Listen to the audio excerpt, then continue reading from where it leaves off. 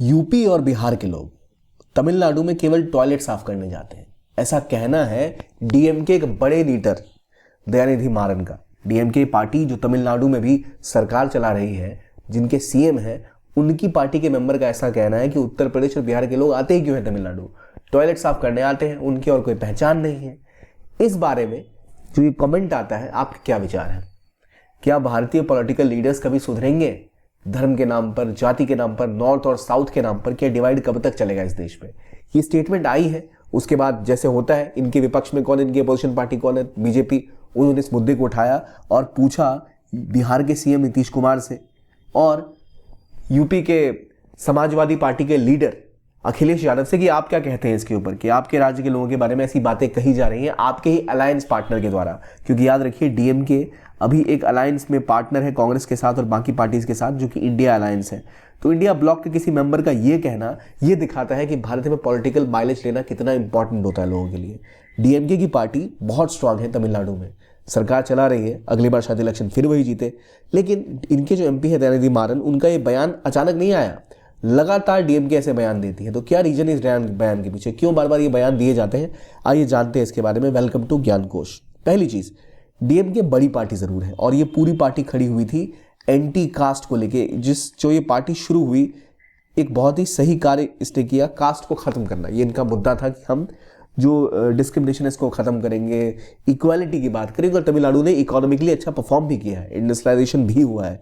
और एआईडीएमके और डीएमके दो ही पार्टीज के बीच में सारा टसल रहा है आज़ादी के बाद से तमिलनाडु पॉलिटिक्स में। इससे पहले कांग्रेस भी हुआ करती थी, पर उनका डिक्लाइन हुआ और ये दो द्रविडियन पार्टी वहां पे खड़ी हुई। खासतौर पे द्रविड़ मूवमेंट को लेकर डीएमके बहुत स्ट्रांग रहती है। पर इनके बयान देखिए, इससे पहले इनके सांसद डीएनवी सेंथिल कुमार ने पार्लियामेंट में बोला कि हिंदी स्पीकिंग स्टेट्स और गौमूत्रा स्टेट्स, और उन्हीं राज्यों में बीजेपी जीतती है। इसके बाद इन्होंने माफी मांगी, पार्लियामेंट से इनके जो स्टेटमेंट है इसको एक्सपंज कर लिया गया और लगातार बोला गया कि इस तरह की भाषा का संसद में इस्तेमाल बहुत ही असंसदीय है।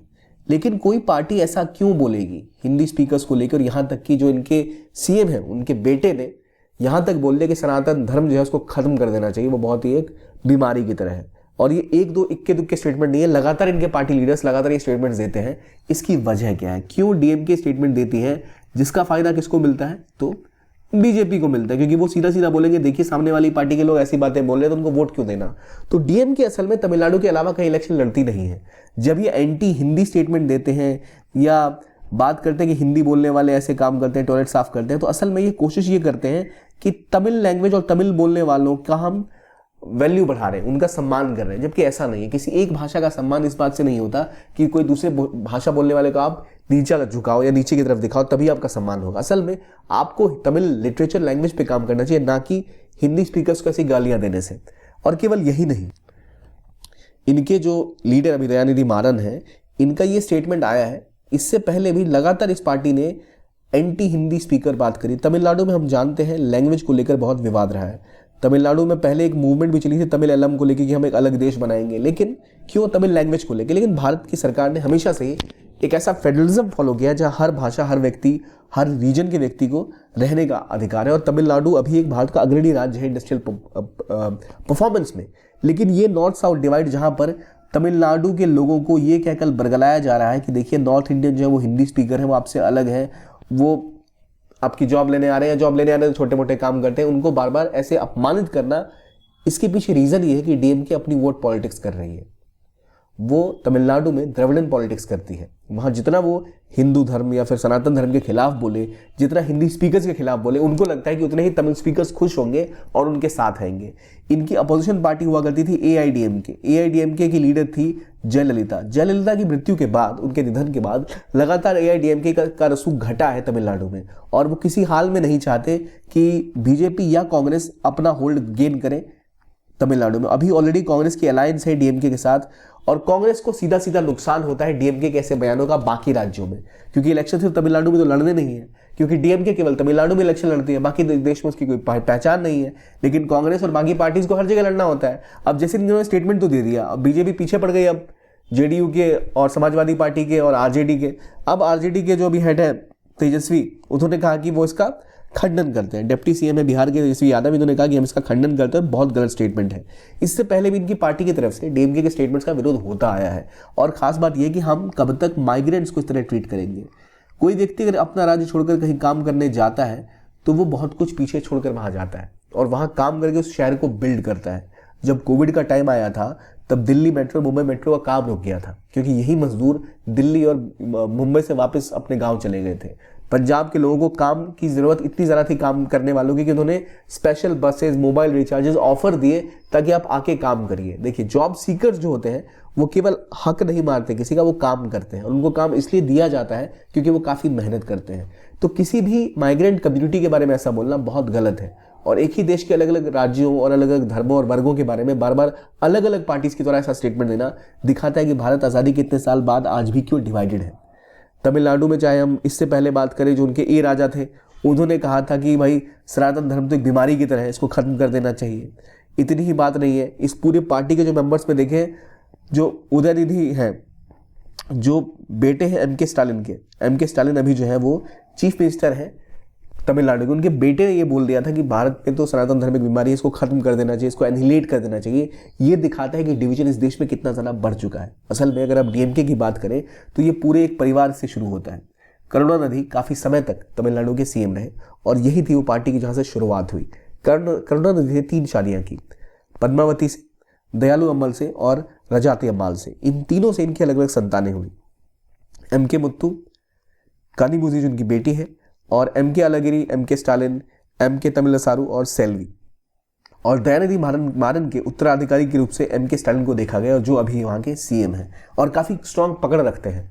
और इन्होंने पूरे तमिलनाडु पॉलिटिक्स में अपनी पकड़ इस बात पे बनाई है कि कैसे एंटी कास्ट और एंटी रिलीजन स्टैंड हमेशा से डीएमके का रहा है। इन्होंने 370 पर भी विरोध किया सरकार का। तो इस पार्टी का स्टैंड कुछ ऐसा है जिससे इनको राज्य में वोट मिले, बाकी इनके अलायंस पार्टनर का जो भी हो। और ऐसे बयान देना बिल्कुल अनडेमोक्रेटिक है, अनपार्लियामेंट्री है और इसके खिलाफ पार्टी लीडर्स को कार्रवाई करनी चाहिए। क्योंकि अगर किसी पार्टी से लगातार ऐसे स्टेटमेंट आते हैं, वो दिखाता है कि अब बातें कर रहे हैं स्टेट के, देश के विकास का, देश के डेवलपमेंट का, पर इस तरह की स्टेटमेंट्स देना, जब आप एंटी कास्ट, एंटी रिलीजन बातें करते हैं, जो अच्छी बातें हैं, कास्ट डिवाइड, रिलीजन डिवाइड से ऊपर उठने की बात करते हैं, तो फिर ये रीजन का डिवाइड क्यों, ये लैंग्वेज का डिवाइड क्यों? तो ये तो एक हिपोक्रेसी हो गई कि एक तरफ आप बात करते हैं सबके सम्मान की, दूसरी तरफ आप ऐसी बातें करते हैं आपके साथ एक इंपॉर्टेंट इन्फॉर्मेशन कि अगर आप यूपीएससी की तैयारी कर रहे हैं तो आपको क्या ज़रूरी है। अच्छी क्लासेस जो आपको बता सके कि आपके लिए रेलेवेंट है, किस तरह पढ़ना है, कहाँ फोकस रखना है, प्रीलिम्स मेंस में कैसे क्वेश्चंस आते हैं, किस तरह तैयारी करें, उन सब के लिए क्लासेस होती हैं बहुत महंगी और बहुत ही इनफ्लेक्सिबल, जहाँ पे क्वालिटी भी कम होती है। तो PW ओनली IAS इन सब का सॉल्यूशन लाया है आपके लिए। हमारा फाउंडेशन बैच लॉन्च हो चुका है 2025 के लिए।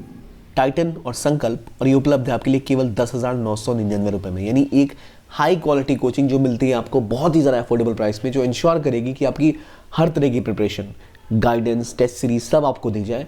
तो अगर आप इस प्रिपरेशन को लेकर सीरियस हैं और चाहते हैं इस एग्जाम को क्रैक करना, तो ज़रूर ये कोर्स आप ज्वाइन कर सकते हैं। इसकी डिटेल आपको लिंक्स में मिल जाएगी जो डिस्क्रिप्शन बॉक्स में है या कमेंट सेक्शन में पिन है, जहाँ पर आपको हर सब्जेक्ट बेसिक लेवल से प्रिपेयर कराया जाएगा, आपको तैयार किया जाएगा इस एग्ज़ाम के लिए। और इतनी लंबी पीरियड में, मतलब अगले 2 साल 1.5 साल आप प्रिपेयर करेंगे, तो अक्सर ऐसा होता है कि व्यक्ति थक जाता है। तो वो थकना नहीं है, पढ़ाई जारी रखनी है, और इसके लिए आपके साथ हमेशा खड़ा है PW ओनली IAS। आप इस कोर्स का लिंक डिस्क्रिप्शन में जाके देख सकते हैं।